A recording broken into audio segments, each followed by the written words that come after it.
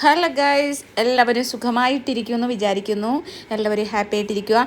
അപ്പം നമുക്ക് ഇന്നലെ രാത്രിയിൽ നടന്ന സംഭവങ്ങളും എല്ലാം ലൈവ് അപ്ഡേറ്റ്സ് ഒന്ന് നോക്കണ്ടേ? അപ്പോൾ ഇന്നലെ രാത്രിയിൽ നമ്മൾ ആദ്യം ഔട്ടായി നമ്മൾ ഓൾറെഡി പറഞ്ഞു കഴിഞ്ഞതാണ്. അപ്പോൾ ഇന്നലെ രാത്രിയിൽ കുറേ സംഭവങ്ങളുണ്ടായി. സത്യം പറഞ്ഞാൽ ഇത്രയും മനസാക്ഷി ഇല്ലാത്ത, ഇത്രയും മനസ്സെന്താ കല്ല് പോലെ ഇരിക്കുന്ന, ഒരു പ്രാവശ്യം പറയുന്നതല്ല പിന്നീട് പറയുന്ന, പല തരത്തിലുള്ള നിലപാടുകൾ പറയുന്ന ഒരു വ്യക്തി നമ്മൾ ഒരുപാട് സപ്പോർട്ട് ചെയ്ത് പോയത് കൊണ്ടാണ് എനിക്ക് രൂക്ഷമായിട്ട് വിമർശിക്കാനുള്ള ബുദ്ധിമുട്ട് കേട്ടോ ഉള്ളത്. ഞാൻ ആദ്യമേ തന്നെ നിങ്ങളോട് പറയണമല്ലോ. അനുമോള്, വേറെ ആരെയും കുറിച്ചല്ല, അനുമോള് ഒരു മനസാക്ഷിയും ഇല്ല എന്ന് ഇന്നലെ വീണ്ടും തെളിയിക്കുകയാണ്. എന്തുകൊണ്ടാണെന്ന് ഞാൻ പറഞ്ഞു വരാം കേട്ടോ. ഒരു മനസാക്ഷിയും ഒരു ബന്ധത്തിന് ഒരു വിലയും കൽപ്പിക്കാത്ത ഒരു വ്യക്തി, സെൽഫിഷ് എന്ന് പറഞ്ഞു കഴിഞ്ഞാൽ സെൽഫിഷിൻ്റെ പീക്ക് ലെവലൊക്കെ ഉണ്ടല്ലോ. എനിക്ക് എൻ്റേത്, ഞാൻ എന്ന ഭാവം, അഹംഭാവം എന്നൊക്കെയാണ് അതിന് പറയുന്നത്. പിന്നെ ഞാൻ എല്ലാം തികഞ്ഞവളാണ്, എന്നെ കഴിഞ്ഞിട്ടേ ഉള്ളു ലോകത്തിൽ എല്ലാ പെണ്ണും, ഞാൻ എന്നുള്ളൊരു ഭാവം, ആ അഹംഭാവമാണത്. ഞാനെന്ന ഭാവം എന്ന് പറഞ്ഞാൽ അഹംഭാവമാണ്. നമ്മുടെ ലൈഫ് തകർക്കുന്നതും നശിപ്പിക്കുന്നതും അതാണ്. നമ്മളെപ്പോഴും എവിടെയെങ്കിലും ഒരു താന്നു കൊടുത്താലോ ഒരു സോറി പറഞ്ഞാലോ എല്ലാ പ്രശ്നങ്ങളും തീരുന്നതാണ്. ഒരാളിനെ ഒന്ന് ആശ്വസിപ്പിക്കുക, അല്ലെങ്കിൽ ഒരു സോറി പറയാം, നമ്മുടെ ഭാഗത്തു നിന്ന് ഒരു തെറ്റ് എന്ന് പറഞ്ഞാൽ തെറ്റ് അംഗീകരിക്കാൻ സമ്മതിക്കാത്ത ആൾക്കാരാണ് മനസാക്ഷി ഇല്ലാത്ത, അതുപോലെ തന്നെ ഇതേപോലെ ഈഗോ പിടിച്ചിട്ടുള്ള, എന്താ പറയുന്നത്, എനിക്കതിന് അങ്ങ് പീക്ക് ലെവലിൽ പറയാൻ എനിക്ക് വയ്യ. കാരണം ഞാൻ ഒരുപാട് സ്നേഹിച്ചല്ല ഇഷ്ടപ്പെട്ടു പോയ ഒരു വ്യക്തിയെക്കുറിച്ച് ആയതുകൊണ്ടാണ് കേട്ടോ. അതുകൊണ്ട് സോറി. അപ്പം ഞാൻ പറഞ്ഞു വരുന്നത് അനുമോളെക്കുറിച്ചാണ്, നിങ്ങൾക്ക് അറിയാമല്ലോ, പറഞ്ഞിട്ടുണ്ടല്ലോ. അപ്പോൾ ഇന്നലെ രാത്രി ഈ ഒരു ഇമോഷൻസ് വീഡിയോ കാണിച്ചിട്ടുണ്ടായിരുന്നു. ആ ഇമോഷൻസ് വീഡിയോ നിങ്ങൾ എപ്പിസോഡിൽ കണ്ടിട്ടുണ്ടാവും. അപ്പോൾ ഇമോഷൻസ് വീഡിയോ ഇത് കഴിഞ്ഞപ്പോഴത്തേക്ക് എല്ലാവർക്കും പരസ്പരം ഒരു സങ്കടമൊക്കെ തോന്നി. അപ്പോൾ ആദ്യം എഴുന്നേറ്റ് വന്ന് ആദ്യം അനുമോളെ കെട്ടിപ്പിടിച്ച് കഴിഞ്ഞപ്പോഴത്തേക്ക് എന്ന് പറഞ്ഞാൽ എല്ലാവരും കരയുമായിരുന്നു. അവരുടെ ആ ഒരു പട്ടായ ഗേൾസ് എന്ന് പറയുന്നിട്ട് എല്ലാവരും അങ്ങനെ നമ്മൾ കൊണ്ട് നടന്ന ആ ഒരു സംഭവം. അപ്പോൾ അവർ കെട്ടിപ്പിടിച്ച് കരഞ്ഞതിന് ശേഷം പിന്നീട് അവൾ വന്നു, നൂറ വന്നിട്ട് ശേഷം പിന്നെ ശൈത്യയെ വിളിക്കാൻ പറഞ്ഞു. അങ്ങനെ അവർ 4 പേരും കൂടി കെട്ടിപ്പിടിച്ച് കരഞ്ഞതിന് ശേഷം പറഞ്ഞു നമുക്ക് സംസാരിക്കാൻ ബാന്നും പറഞ്ഞു. സംസാരിച്ചു തുടങ്ങി. സംസാരിച്ച് മാരുതി കോർണറിൻ്റെ ആ ഭാഗത്തിരുന്നായിരുന്നു സംസാരിച്ച് പിന്നെ അവൾ ഇത് പറയുന്നുണ്ട്, ഞാൻ നിന്നെ നീ തെറ്റിദ്ധരിച്ചിരിക്കുകയാണ്, ഞാൻ നിന്നെ ഒന്നും ചെയ്തിട്ടില്ല, നിന്നോട് എനിക്ക് സ്നേഹം മാത്രമേ ഉള്ളായിരുന്നു, പക്ഷേ നീ തെറ്റിദ്ധരിച്ചു. അപ്പോൾ അതിൻ്റെ ആദ്യം മുതലുള്ള സ്റ്റോറി പറഞ്ഞു കൊടുക്കുകയാണ്. മസ്താനി വന്നപ്പോഴാണ്, പിന്നെ വൈൽഡ് കാർഡ്സ് കയറി വന്നപ്പോൾ മസ്താനിയാണ് ഇത് പറഞ്ഞത്, നിൻ്റെ എക്സ് റിലേഷനെ കുറിച്ച്. കാരണം ഇവർ നമ്മളോട് പറഞ്ഞ എക്സ് എന്ന് പറഞ്ഞാൽ നമുക്കറിയാലോ, കോളേജ് കാലഘട്ടത്തിൽ ഇവർ ഇൻഡസ്ട്രിയിലോട്ട് വന്ന സമയത്ത് അവർക്ക് സമയമില്ലാത്തതുകൊണ്ട് ആ ഒരു റിലേഷൻ വേണ്ടാന്ന് അവർ തന്നെ വെച്ചു. അയാൾ കല്യാണം കഴിച്ച് 2-3 മക്കളൊക്കെ ഉണ്ട്. 2 മക്കളോ കുട്ടികളൊക്കെ ആയിട്ട് താമസിക്കുക എന്ന് പറഞ്ഞു. അയാളുടെ അനുമോളുടെ സീനിയർ ആയിട്ടുള്ള ഒരു വ്യക്തിയുമായിട്ടായിരുന്നു കോളേജിൽ ഡിഗ്രിക്ക് പഠിച്ച സമയത്ത്. അപ്പോൾ അതിന് ശേഷം ഡിഗ്രി കഴിഞ്ഞ് ഇൻഡസ്ട്രിയിലോട്ട് വന്നു കഴിഞ്ഞപ്പോൾ അത് വേണ്ടെന്ന് വെച്ചു. പിന്നെ ആ എക്സ് നമ്മൾ ഓൾറെഡി അറിയും.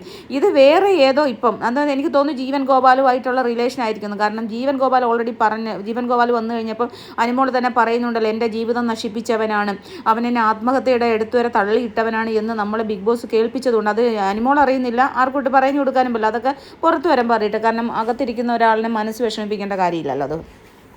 അപ്പോൾ എനിക്ക് തോന്നുന്നു ആ റിലേഷൻ ആയിരിക്കും ഈ എക്സ് റിലേഷൻ എന്ന് പറയുന്നത്. അപ്പോൾ ആ ഒരു എക്സ് റിലേഷൻസ് പറഞ്ഞത് ഞാനല്ല, നീ എന്നോട് പറഞ്ഞു അതിലോട് പറഞ്ഞു, പക്ഷേ അത് മസ്താനിയാണ് പറഞ്ഞത്. കാരണം മസ്താനിയൊക്കെ ഓൾറെഡി ഇത് അറിഞ്ഞിട്ടുണ്ടാവുമായിരുന്നല്ലോ, കാരണം നമ്മൾ ഓൾറെഡി അറിഞ്ഞിട്ടുണ്ടല്ലോ. അപ്പോൾ ഒരു എക്സ് റിലേഷൻസിനെ കുറിച്ച് മസ്താനിയാണ് പറഞ്ഞത്, നീ എന്നെ തെറ്റിദ്ധരിച്ചതാണ്, നീ എന്തിനാണ് എന്നെ കട്ടപ്പ എന്ന് വിളിച്ചത്, നീ കട്ടപ്പ എന്ന് വിളിച്ചപ്പെടല്ലേ എല്ലാവരും ഇതാക്കി. അപ്പം അത് കണക്ക് ജിസേലിനോട് നിന്നോട് എന്തുകൊണ്ട് ഞാൻ മിണ്ടിയില്ല, ഞാൻ പിന്നീട് നീ അങ്ങനെ ആ ഒരു ഫുള്ള് സ്റ്റോറി ഇങ്ങനെ ഇരുന്ന് പറഞ്ഞിട്ട് എനിക്കത് അപ്പോൾ അനുമോൾ അവിടെ ചോദിക്കുന്ന ഒരു സ്റ്റേറ്റ്മെൻ്റ് ഉണ്ട് കേട്ടോ. ഞാനത് നിലപാടുകളുടെ കാര്യം പറഞ്ഞേ. അനുമോൾ അവിടെ ചോദിക്കുന്ന സ്റ്റേറ്റ്മെൻ്റ് എന്ന്, നാട്ടുകാരെന്ത് പറഞ്ഞാൽ നിനക്ക് എന്താണ്, നിനക്ക് ഒരു കുറച്ച് കമൻറ്റ്, മോശം കമൻറ്റ്, നെഗറ്റീവ് കമൻറ്റ് വന്നാൽ നിനക്ക് എന്താണ്, നീ നാട്ടുകാരുടെ ചിലവിലാണോ ജീവിക്കുന്നത്, നീ എന്തിനാണ് അതൊക്കെ നോക്കാൻ പോണത്, അതൊക്കെ ശ്രദ്ധിക്കാൻ പോകുന്നത് എന്തിനാണ് എന്നുള്ളതാണ് അനുമോളുടെ ചോദ്യം. ഞാൻ പുറത്ത് വന്നാൽ ഞാൻ ഇതൊന്നും ശ്രദ്ധിക്കില്ല, എന്നെ ആരെങ്കിലും അപ്പം നിന്നെ ആരെങ്കിലും ഫോൺ വിളിച്ച് ഇങ്ങനെ പറയുന്നുണ്ടോ, അപ്പോൾ പറഞ്ഞാൽ ആ ഫോൺ വിളിച്ചും പറയുന്നുണ്ട്. അപ്പോൾ എന്നെ ഫോൺ വിളിച്ചു പറഞ്ഞു കഴിഞ്ഞാൽ ഞാൻ വെച്ചിട്ട് പോടാ, ഞാൻ എന്താ ചെയ്യേണ്ടതെന്ന് എനിക്ക് പിന്നെ അറിയാം എന്ന് പറഞ്ഞാൽ ഒരു വല്ലാത്തൊരു ഭാവമാണ്. അപ്പം മറ്റുള്ളവർക്ക് വരുമ്പോൾ അപ്പം അതൊരു നിലപാട്, പുള്ളിയുടെ ഒരു നിലപാട് പറയാം, നമ്മളതൊന്നും ശ്രദ്ധിക്കേണ്ട ആവശ്യമില്ല എന്ന് പറയണം. അപ്പോൾ പറയുന്നു കട്ടപ്പാന്ന് മറ്റേ കട്ടപ്പാൻ മാത്രമല്ല എന്നെ വിഷം ശൈത്യ നിൻ്റെ കൂടെ ലോകത്തിൽ ആര് ഫ്രണ്ട്ഷിപ്പ് കൂടുകൂടി നിന്നെ ആര് കല്യാണം കഴിച്ചുകൊണ്ട് പോകൂടി എന്നൊക്കെയുള്ള രീതിയിൽ സംസാരിച്ചു. അത് എനിക്ക് ഭയങ്കരമായ നിനക്ക് അറിയില്ല, നിന്നോട് എനിക്ക് പറയാൻ പറ്റില്ല, ഞാൻ അങ്ങനെ ഒന്നും ചെയ്തിട്ടില്ല. അതാണ് ഞാനിവിടെ ക്ലാരിഫൈ ചെയ്യുന്നത്. ഞാൻ എന്താണ് പറഞ്ഞത്? ഞാൻ ഒന്നും പറഞ്ഞിട്ടില്ല. നീ മിണ്ടാതിരുന്നപ്പോൾ ഞാൻ അവരുടെ കൂടെ കൂടി, നീ ബെഡിൽ കിടക്കണ്ടെന്ന് പറഞ്ഞപ്പോൾ ഞാൻ അവരുടെ കൂടെ എന്തുമാത്രം ഞാൻ വേദനിച്ചെന്നറിയാമോ? ഞാൻ കരഞ്ഞിരിക്കുന്ന ലൈവിൽ എൻ്റെ അച്ഛൻ ഇരുന്ന് കാണുമായിരുന്നു. എൻ്റെ അച്ഛൻ അവിടെ ഇരുന്ന് കണ്ട് കരയുമായിരുന്നു. നിനക്കത് മനസ്സിലാവത്തില്ല പിന്നെ മോളെ എന്നൊക്കെ പറഞ്ഞിട്ട് ശൈത്യയുടെ ദുഃഖം പറയുകയാണ്. അതിനുശേഷം ബ്ലൈൻഡ്സ് ഇടാൻ വേണ്ടിയിട്ട് ഇവരെ അകത്തേക്ക് വിളിക്കുവാണ്. കാരണം പുറത്തിരുന്ന് അതിനുശേഷം ഇവർ വന്നത് വാഷിംഗ് ഏരിയയിലാണ്. വാഷിംഗ് ഏരിയയിൽ വന്നിരുന്നിട്ട് വീണ്ടും ഇവർ രണ്ടുപേരും മാറിയിരുന്ന് സംസാരിക്കും. കാരണം ഇവർ സംസാരിച്ചതിൻ്റെ കണ്ടിന്യൂഷൻ കംപ്ലീറ്റ് ആയിട്ടില്ല. അതിനിടയ്ക്ക് ആദിലെ അവിടെ മാരുതി കോർണറിൽ വന്നിട്ടുണ്ടായിരുന്നു. അപ്പം ആദിലെ പിന്നെ സംസാരിക്കാമെന്ന് പറയുന്നു. അനിമോൾ വിട്ടു. അപ്പോൾ ഇത് സംസാരിച്ച് ഇവിടെ വെച്ച് തന്നെ ഈ പ്രശ്നം നമുക്ക് തീർക്കാം, ഇവിടെ വെച്ച് തന്നെ നമുക്ക് പ്രശ്നം തീർക്കാമെന്ന് പറഞ്ഞു. അതിന് മുൻപ് വരെ അനിമോൾ പറഞ്ഞിരുന്നതെന്ന് പറഞ്ഞാൽ ഇത് പുറത്തിറങ്ങിയിട്ട് സംസാരിക്കാം. കാരണം ഇന്നലെ രാത്രിയിൽ സംഭവമാണ്. മെനഞ്ഞാന്ന് രാത്രിയിൽ അനിമോൾ പറഞ്ഞത് പുറത്തിറങ്ങിയിട്ടാണ് സംസാരിക്കേണ്ടത്, ഇവിടെ വെച്ച് എനിക്ക് ഒന്നും സംസാരിക്കാനില്ല എന്ന്. പക്ഷേ ഇന്നലെ പറഞ്ഞു ഇവിടെ വെച്ച് തന്നെ കംപ്ലീറ്റ് ചെയ്യാം എന്നുള്ള അനിമോളുടെ ഒരു ഇത് കൊണ്ടാണ് ഇന്നലെ ഈ സംസാര വിഷയമായത്. അപ്പോൾ എന്നിട്ട് ഈ ഒരു പിന്നെ വാഷിംഗ് ഏരിയയിൽ ഇരുന്ന് സംസാരിക്കുന്ന സമയത്ത് ഈ പറയുവാണ്, എന്നെ ഇങ്ങനെ ഞാൻ ഒരുപാട് വേദനിച്ച് എനിക്ക് പുറത്തേക്ക് ഇറങ്ങാൻ പറ്റാത്ത അവസ്ഥയാണ്, എനിക്ക് ഒന്നിനും പോകാൻ പറ്റാത്ത അവസ്ഥയാണ്, ഞാൻ ഒരു തെറ്റും ചെയ്യാതെ ഞാനിങ്ങനെ അനുഭവിക്കുകയാണെന്നും പറഞ്ഞിട്ട് അവിടെ ശൈത്യ കരയുന്നുണ്ട്. കരഞ്ഞു കഴിയുമ്പോഴത്തേക്ക് ബിഗ് ബോസ് പറയുന്നു പുറത്തുള്ള കാര്യങ്ങൾ പറയരുതെന്ന് പറയുന്നു. അപ്പോൾ അപ്പോഴും അനിമോള് പിന്നെ പറയുവാണ്, നീ എന്തിനാണ് പുറത്തെ ആൾക്കാർ എന്ത് പറഞ്ഞാൽ എന്താണ്, എന്ത് ട്രോളാണ്. എനിക്ക് തോന്നുന്നു സൈബർ അറ്റാക്ക് എന്ന് പറയുന്ന സംഭവം അനിമോൾക്ക് മനസ്സിലാവുന്നില്ലെന്ന് നടിക്കുന്നു. അപ്പോൾ ഈ ശൈത്യം അത് പറഞ്ഞു, ഈ ബിഗ് ബോസ് പറഞ്ഞതിന് ശേഷമില്ല ശൈത്യക്ക് ഒന്നും പറയാൻ പറ്റുന്നില്ലല്ലോ, കുറ്റപ്പെടുത്തുമല്ലോ നീ അങ്ങനെ. കാരണം അപ്പോൾ അനിമോൾ ചെയ്യേണ്ട ഒരു കാര്യം, ഞാൻ മനസാക്ഷി ഇല്ലാത്തവൾ എന്ന് പറഞ്ഞത് ഭയങ്കരമായിട്ട് പൊട്ടിക്കരയാണ്. സത്യം പറഞ്ഞാൽ ഞാനും കരഞ്ഞു കേട്ടോ. എനിക്ക് ശൈത്യന് ഒട്ടും ഇഷ്ടമല്ല. ഞാൻ എൻ്റെ വീഡിയോ നിങ്ങൾക്കറിയാം, ഒരു കട്ടപ്പ ശൈത്യം എന്നും പറഞ്ഞ് ഞാൻ വീഡിയോ ഇട്ടിട്ടുണ്ട്, ശൈത്യ വിഷമെന്നും പറഞ്ഞ് ഞാൻ ഇട്ടിട്ടുണ്ട് വീഡിയോ. സത്യം ഞാൻ പോലും കരഞ്ഞു, ഇവിടെ ഇരുന്ന് രാത്രി കരഞ്ഞു. എനിക്ക് അതുകൊണ്ടാണ് ആ വീഡിയോ എനിക്കിത് കംപ്ലീറ്റ് ചെയ്യാൻ പറ്റാഞ്ഞ്.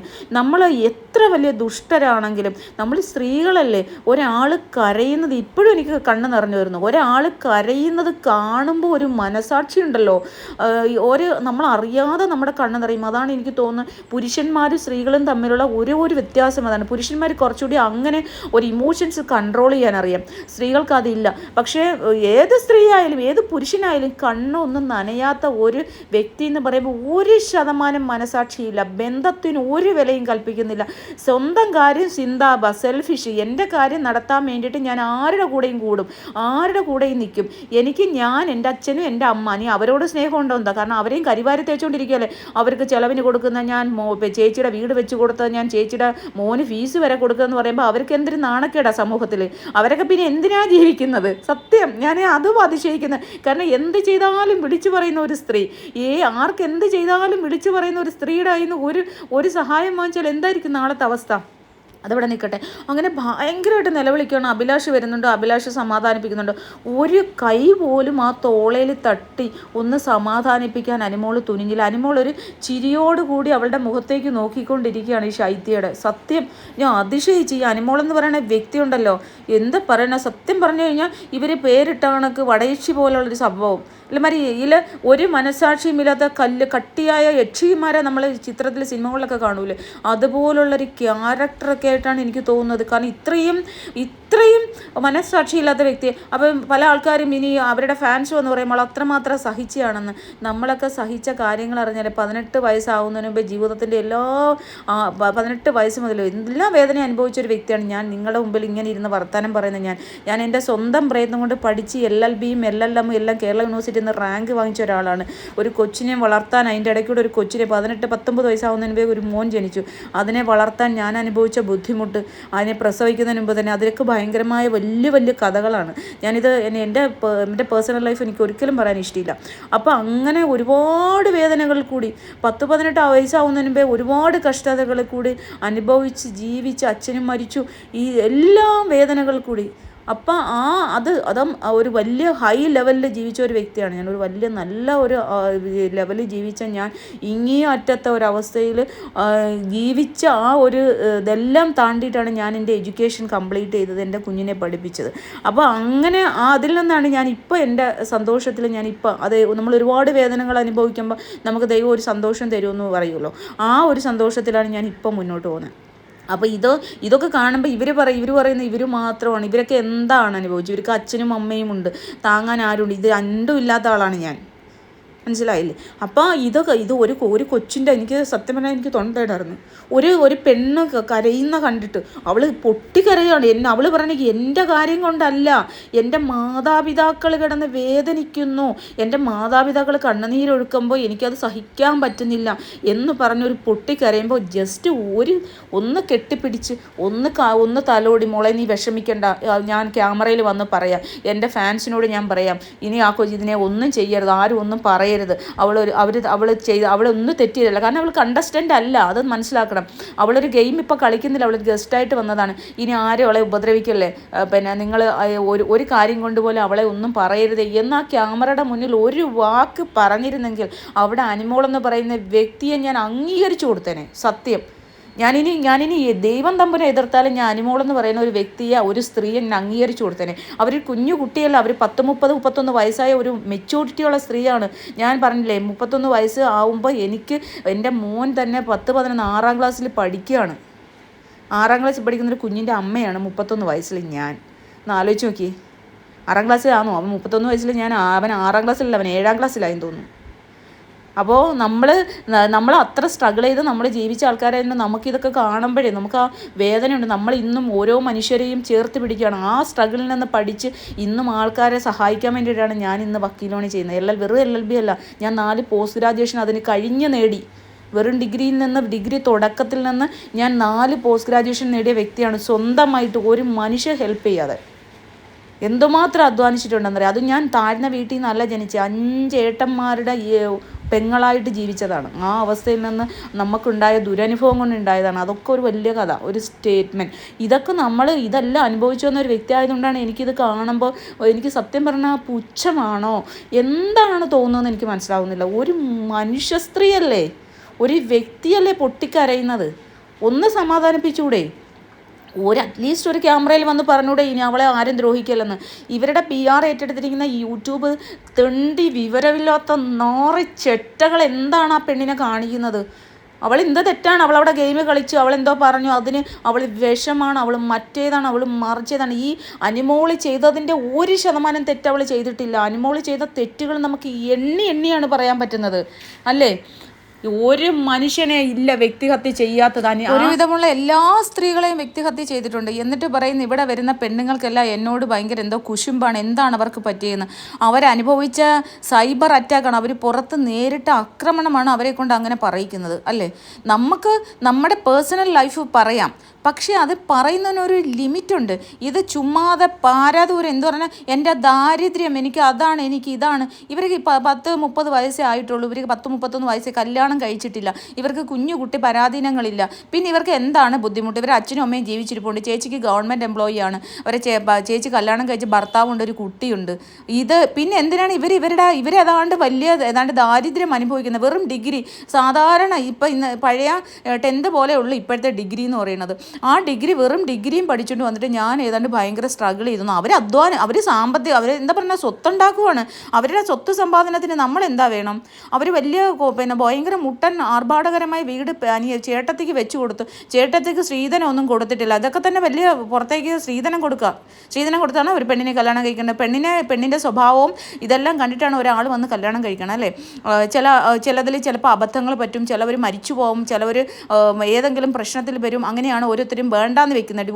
ഡിവോഴ്സിൻ്റെ കാര്യമാണ് ഞാൻ പറയുന്നത്. അപ്പോൾ അങ്ങനെയുള്ള ആൾക്കാരല്ലാതെ കഴിഞ്ഞാൽ ഒരാൾ ഇഷ്ടപ്പെട്ട് അവരുടെ പെണ്ണിൻ്റെ മനഃശുദ്ധിയും ഇതൊക്കെ കണ്ടിട്ടാണ് ഒരാണ് കല്യാണം കഴിയുന്നത്. തിരിച്ചും അങ്ങനെ തന്നെ, അല്ലാണ്ട് സ്ത്രീധനം കൊടുത്തിട്ടല്ല കെട്ടുന്നത്. അപ്പോൾ ശീതനം കൊടുക്കുന്നു, അതിന് വീട് വെച്ച് കൊടുത്തു, അതിന് 30 ലക്ഷം രൂപ കടമുണ്ട്, അത് തീർക്കാനാണ് ഞാൻ നടക്കുന്നത്. അതുപോലെ അച്ഛൻ്റെ മുട്ടിന് സർജറി, ഇത്രയും ഇൻഡസ്ട്രി ഈ 11 വർഷം നിന്നിട്ടും പൈസ ഉണ്ടാക്കിയില്ലേ ഒരു അച്ഛൻ്റെ ഒരു മുട്ടിന് സർജറി ചെയ്യാൻ? അല്ല, ഞാൻ സിമ്പിളായിട്ട് ചോദിക്കുകയാണ്. അതേപോലെ തന്നെ ആര്യനാട് വലിയ വീട് വെച്ചിരിക്കുന്നത്, 2 നില, മുകളിൽ ഞാൻ ഒരു നിലയും കൂടി കെട്ടി. പിന്നെ നമ്മൾ തന്നെ അവരുടെ വീഡിയോസ് എടുത്ത് നോക്കില്ലേ, എത്ര കൃഷിയൊക്കെ ചെയ്യുന്ന വസ്തുക്കൾ വേറെ വാങ്ങിച്ചിട്ടേക്കുന്നു. അതൊക്കെ അവരുടെ പേഴ്സണൽ ലൈഫാണ്, അവരുടെ അധ്വാനിച്ചുണ്ടാക്കിയ കാശാണ്.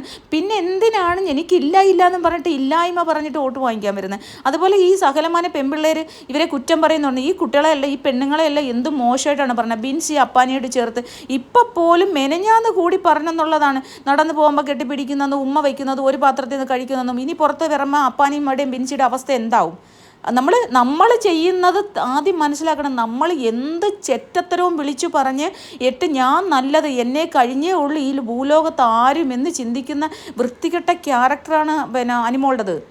ഞാനേ ഉള്ളു ഈ ഭൂമിയിൽ, ഞാനാണ് ഏറ്റവും പെർഫെക്റ്റ്, എൻ്റെ സ്വഭാവമാണ്. ഇതിൻ്റെ സ്വഭാവം പുറത്തേക്ക് നമ്മൾ കാണുന്നില്ല. ഇത് കുലസ്ത്രീ ചമയുന്നു. ഇതിൻ്റെ ഡ്രസ്സിങ്, ഈ വസ്ത്രധാരണ രീതി എത്ര വീഡിയോസിൽ നമ്മൾ കാണുന്നുണ്ട് ഇല്ലേ? നിങ്ങൾ തന്നെ പറ, നിങ്ങൾ കണ്ടിട്ടില്ലേ? അപ്പം ഞാൻ നല്ലാവണം. ഞാൻ ഒരാളിനെ കുറ്റം പറയണമെങ്കിൽ ഇപ്പം എനിക്ക് പറയാം, എനിക്ക് ഏത് മനുഷ്യൻ്റെ മുമ്പിലും പറയാം, ഞാൻ അത്രമാത്രം വൃത്തിയുള്ള ഡ്രസ്സാണ് ഇന്നും എന്നും എപ്പോഴും ഇനി ജീവിതകാലം മുഴുവൻ ധരിക്കാൻ പോണത്. അതുകൊണ്ട് എനിക്ക് ഇതായിട്ട് പറയാം, എന്നെ മോശമായിട്ട് അല്ലെങ്കിൽ ആൾക്കാർക്ക് ഇഷ്ടപ്പെടാത്ത അല്ലെങ്കിൽ നമ്മുടെ വസ്ത്രം ശരീരം മുഴുവൻ കാണുന്ന ശരീരം കാണിച്ചിട്ടുള്ള ഒരു വസ്ത്രവും ഞാൻ ഇട്ടിട്ടില്ല. എൻ്റെ എല്ലാ വീഡിയോസ് എടുത്ത് നോക്കിയാൽ അറിയാം. ഇൻസ്റ്റയിൽ 48K പിന്നെ ഫോളോവേഴ്സ് ഉള്ള ഒരു ഇൻസ്റ്റാഗ്രാം പേജുണ്ട്. എത്രയോ നാളുകളായിട്ട് ഞാൻ എൻ്റെ മാത്രം വീഡിയോ, ഇപ്പോൾ ഒരു 4-5 വീഡിയോ ഇട്ടിട്ടുള്ളൂ പിന്നെ ഇൻസ്റ്റയിൽ, അനീഷേട്ടൻ്റെ. അത് ഞാൻ ഇപ്പോഴാണ്, അതിന് എനിക്ക് സബ്സ്ക്രൈബേഴ്സും കിട്ടിയിട്ടില്ല. എനിക്ക് ഓൾറെഡി തന്നെ 47.9K സബ്സ്ക്രൈബേഴ്സ് ഉള്ളപ്പോഴാണ് ഞാൻ അനീഷിൻ്റെ ഒരു വീഡിയോ ഇട്ടത്. അല്ലാണ്ട് ഞാൻ അപ്പോൾ അതുകൊണ്ട് എനിക്ക് പറയാം. പക്ഷേ ഞാൻ പറയാൻ പോവില്ല, കാരണം വസ്ത്രധാരണം ഓരോരുത്തരുടെയും അവരുടെ ഇഷ്ടമാണ്, അവരുടെ പേഴ്സണൽ ചോയ്സാണ് അല്ലേ.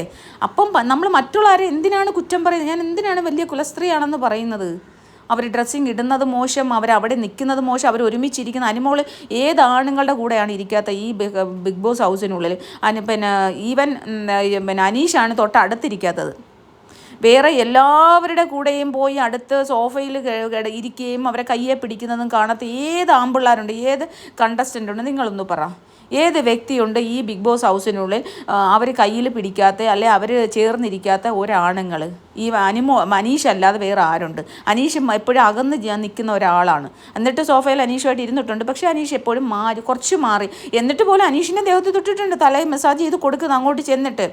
ഒരാണുങ്ങളും ഇല്ല എന്നുള്ളതാണ്. അങ്ങനെയുള്ള ഒരു വ്യക്തി ബിൻസി പോയി അപ്പായിയുടെ കൂടെ ഇരുന്നെന്നും പറഞ്ഞ് അവളെ അവളും വളരെ മോശക്കാരി എന്നുള്ള രീതിയിൽ ചിത്രീകരിക്കുകയാണ്. ആര്യനും ജിസേലും കൂടി അടുത്ത് കിടന്നു എന്ന് വിചാരിച്ചിട്ട് അവരെ മോശക്കാരിയായിട്ട് ചിത്രീകരിക്കുകയാണ്. അതുപോലെ അങ്ങനെ ഓരോ ആൾക്കാരെയും മറ്റുള്ളവരുടെ ക്യാരക്ടർ അസാസിനേഷനാണത്. എന്ത് വലിയ തെറ്റാണെന്നറിയാതെ ഒരു വ്യക്തി അത് ഇത്രയും വലിയ 72 ക്യാമറ ഇവർ കാണുന്നത്. ബാക്കിയുള്ള എത്രയോ ഹിഡൻ ക്യാമറാസ് ഉണ്ട്. അത്രയും ക്യാമറാസ് ഇരിക്കുമ്പോൾ അവൻ്റെ മുന്നിലാണ് പറയുന്നത് ഇല്ല, ഒരു നടു റോഡിൽ പോയി നിൽക്കുന്നതിൻ്റെയൊക്കെ ഒരു കോടിക്കണക്കിന് എഫക്റ്റല്ലേ ഈ ഇത്രയും ക്യാമറയുടെ മുന്നിൽ ലോകത്തിലെ സകലമാന ജനങ്ങളും കണ്ടുകൊണ്ടിരിക്കുന്നിടത്താണ് പറയുന്നത് ഇവർ മോശക്കാരാണെന്ന്. അതാണ് വിവരം. അപ്പം നമ്മൾ ജയിക്കാൻ വേണ്ടിയിട്ട് മറ്റുള്ളവരെ എന്ത് വൃത്തികേടും പറയാം, എങ്ങനെ രീതിയിലും കരിവാരി തേക്കാം.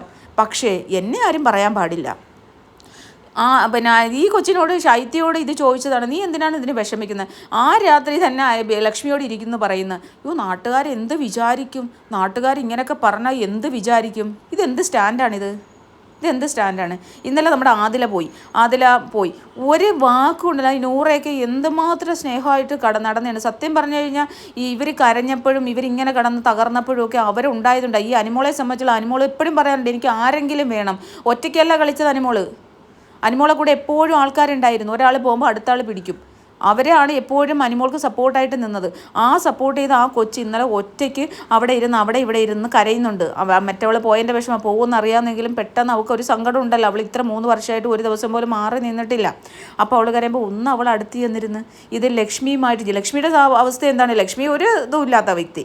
ലക്ഷ്മി അവിടെ ചെന്ന് ഇനി മോട്ടിവേറ്റ് ചെയ്തു എന്നുള്ളതായിരിക്കും. കാരണം എനിക്കൊന്ന് എല്ലാവരും പിന്നെ ഇവളുടെ PR, ഈ അനിമോളുടെ PRനെ പേടിച്ചിട്ട് സൈബർ അറ്റാക്ക് വരുമെന്ന് വിചാരിച്ചിട്ട് പേടിച്ചിട്ടെങ്ങാണ്ടിയാണെന്ന് തോന്നുന്നു ഇങ്ങനെയൊക്കെ കാണിക്കുന്നത് കേട്ടോ. പേടിച്ചിട്ട് ഭയങ്കര സൈബർ അറ്റാക്ക് വരും എന്ന് ഭയന്നിട്ടായിരിക്കാം മേ ബി എനിക്ക് തോന്നുന്നത്. ആരും ഒന്നും പറയാത്തത് അനിമോളെ. അപ്പോൾ അതുകൊണ്ട് തന്നെ ഈ ലക്ഷ്മി അങ്ങ് അനിമോടെ കൂടി അനിമോടെ അടുത്ത് കിടക്കുന്ന അനിമോളെ മോട്ടിവേറ്റ് ചെയ്യുന്ന ഒന്നും ശ്രദ്ധിക്കേണ്ടെന്ന് പറഞ്ഞാൽ, അതുപോലെ അഭിലാഷ്, അതൊക്കെ നല്ല കാര്യം. മറ്റുള്ളവരെ പിന്നെ പുറത്തുള്ള ജനങ്ങൾക്കറിയാലോ ആരാണ് എന്തൊക്കെയാണ് ഏതൊക്കെ കണ്ടൻറ്റാണ് ആൾക്കാർ കൊടുത്തിട്ടുള്ളതെന്ന്. അപ്പോൾ എന്നിട്ട് ആ കൊച്ച് നൂറ് രാത്രിയിൽ ആ മേക്കപ്പ് റൂമിലൊക്കെ ഇരുന്ന് കരയുന്നതൊക്കെ കാണുമ്പോൾ നമുക്കൊരു സങ്കടം. കാരണം അവൾ പെട്ടെന്ന് ഒറ്റയ്ക്കായിപ്പോയി. ഇവർ ഭയങ്കര പട്ടാ ഗേൾസ്, ഇവർ മറ്റേതാണ്, ഇവർ ഭയങ്കര സംഭവമാണെന്ന് പറഞ്ഞ് നടന്നിട്ട് ഒരു ഒരു ഒരു ഒരു തവണയെങ്കിലും ഞാൻ 2:30 മണി വരെ ഇരുന്ന് ലൈവ് നോക്കി ഈ അനിമോള് ഈ കൊച്ചിൻ്റെ അടുത്ത് ഒന്ന് വരുന്നു എന്ന്. വന്നിട്ടില്ല. 1:30 മണി 1:50 കണ്ടായിട്ടാന്ന് തോന്നുന്നു, 1:50 വരെ 2 മണിക്ക് അടുപ്പിച്ച് വരെ ഞാൻ കണ്ടു. ഒന്ന് വന്നിട്ടില്ല. ലക്ഷ്മിയുമായിട്ട് അനിമോളി ചെന്ന് കിടന്ന് ഉറങ്ങുന്നത് വരെ ഞാനിങ്ങനെ ലൈവ് കണ്ടുകൊണ്ടിരുന്നു. ആ കൊച്ചിൻ്റെ അടുത്ത് ഒന്ന് വരുമോ. അവൾ ഒറ്റയ്ക്കും പിന്നെ ആ സരികയും ആ ശൈത്യമൊക്കെ ഉണ്ടായതുകൊണ്ട് മാത്രമാണ് ആ ഡ്രസ്സ് മുഴുവൻ, ആദിലയുടെ ഡ്രസ്സ് മുഴുവൻ പാക്ക് ചെയ്ത് ഒറ്റയ്ക്കിരുന്ന്. എന്നിട്ട് അവരൊക്കെ മാറിപ്പോയപ്പോൾ അവൾ ഒറ്റയ്ക്ക് വന്നിരുന്ന് ഈ മേക്കപ്പ് റൂമിൽ നിന്ന് കരയുന്നു. അവൾക്ക് മനസ്സിലെ സങ്കടം കാണുമല്ലോ, സ്വാഭാവികമാണല്ലോ.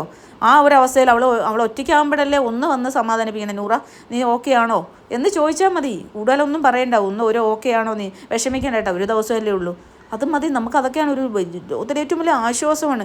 തിരിച്ച് അവരങ്ങനെയല്ലേ, ജീവൻ ഗോപാൽ വന്നപ്പം ഈ അന്ന് ആതിരയില്ലായിരുന്ന ഇവൾ തകർന്ന് തരിപ്പണായി പോത്തില്ലേ. ആതിരെ പോയി കെട്ടിപ്പിടിച്ച് കരഞ്ഞ് ഇത് പറഞ്ഞപ്പോഴല്ലേ നമ്മൾ അറിഞ്ഞ് എൻ്റെ ജീവിതം നശിപ്പിച്ചവനാണെന്ന്.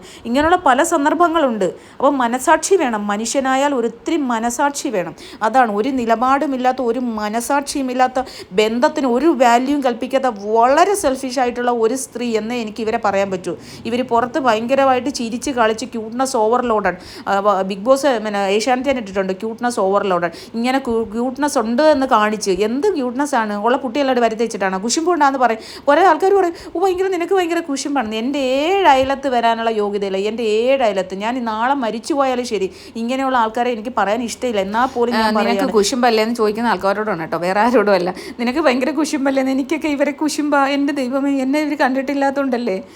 അപ്പോൾ അതുകൊണ്ട് എൻ്റെ ഒരു ഇതിൽ പറഞ്ഞാൽ നമ്മളൊക്കെ മനുഷ്യരാണ്, നാളെ മരിച്ചു പോകുന്ന മനുഷ്യരാണ്. നമ്മളൊക്കെ ഇങ്ങനെ അഹങ്കരിച്ച് കഴിഞ്ഞാൽ എന്ത് പറയാൻ, അത് ഭയങ്കര മോശമാണ്. അഹങ്കാരം എന്തിനാണ്? കോവിഡ് വന്ന് എത്രയോ എണ്ണം മരിച്ചു അല്ലേ, ആരെങ്കിലും ആദ്യം കണ്ടോ? അപ്പോൾ ആദ്യം അഹംഭാവവും അകന്തയൊക്കെ മാറ്റി വയ്ക്കുക, ഒരല്പം മനസാക്ഷിയാവുക, നമ്മൾ മനുഷ്യരായിട്ട് ജീവിക്കുക, അത്രയേ ഉള്ളൂ എനിക്ക് പറയാം. അല്ലാണ്ട് ഞാൻ നേരത്തെ 7 അയലത്ത് വരത്തില്ല എന്ന് പറഞ്ഞാൽ എൻ്റെ തന്നെ മിസ്റ്റേക്കാണ്, സോറി ആയിട്ട്. അങ്ങനെ ആർക്കെങ്കിലും തോന്നിയിട്ടുണ്ടെങ്കിൽ അത് നമ്മുടെ ഒരു ഇത് കേൾക്കുമ്പോൾ ഇങ്ങനെ പറയുമ്പോൾ ഒരു ദേഷ്യം ഉണ്ടല്ലോ, അതുകൊണ്ട് പറഞ്ഞു പോയതാ. നമ്മളങ്ങ് ഒന്നുമല്ല, നമ്മളൊക്കെ വെറും പുഴുക്കൾ, അത്രേ ഞാൻ ചിന്തിക്കുന്നുള്ളൂ. ഇതൊന്നുമില്ലാതെ നമുക്ക് കയ്യും കാലും കണ്ണും എല്ലാം തന്നിട്ടുണ്ട് മനുഷ്യൻ. ഇതൊന്നുമില്ലാതെ സ്ട്രഗിൾ ചെയ്ത് ജീവിച്ച് ഉന്നത നിലയിലെത്തി എത്രയോ ആൾക്കാരുണ്ടെന്നറിയാം. അവരുടെ മുന്നിലൊക്കെ നമ്മൾ വെറും തൃണമാണ്. അപ്പോൾ അത് അങ്ങനെ നമ്മൾ ചിന്തിച്ചു കഴിഞ്ഞാൽ നമ്മുടെ അഹംഭാവം എല്ലാം പോവും. അല്ല, ക്യാൻസർ സെൻ്ററിലോട്ടൊന്ന് പോയി നോക്കിയേ, അന്ന് തീരും നമ്മുടെ ജീവിതത്തിൻ്റെ എല്ലാ അഹംഭാവവും അകന്തകളും. അത് മനസ്സിലാക്കി വേണം നമ്മൾ ഓരോരുത്തരും ജീവിക്കാനല്ലേ. അപ്പോൾ അതുകൊണ്ട് ഈ അനുമോളുടെ എനിക്ക് ഈ നിലപാടില്ലായ്മ, ഈ മനസാക്ഷി ഇല്ലായ്മ എനിക്കൊന്ന് പറയണമെന്ന് തോന്നിയതാണ് ഞാൻ ഇത്രയും നേരം ദീർഘിപ്പിച്ച് പറഞ്ഞത്. അപ്പോൾ എല്ലാവരും സുഖമായിട്ടിരിക്കുക. നെക്സ്റ്റ് വീഡിയോ വരുന്നതായിരിക്കും. ബൈ.